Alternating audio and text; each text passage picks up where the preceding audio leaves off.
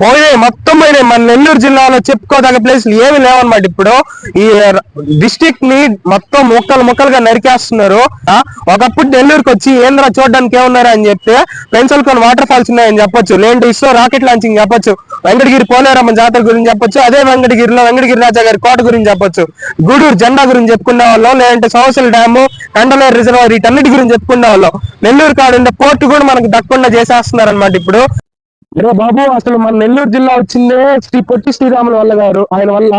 ఆయన లేకపోతే మన ఆంధ్రప్రదేశ్ కానీ నెల్లూరు జిల్లా కానీ రాదు. కాబట్టి మీరందరూ ఏంటంటే #సేవ్ నెల్లూరు అనే #ని ట్రెండ్ చేయండి. ఒక స్టోరీ ఇవ్వండి, నేను పెట్టిన రీల్ కింద #సేవ్ నెల్లూరు అని కామెంట్ రీపోస్ట్ చేయండి.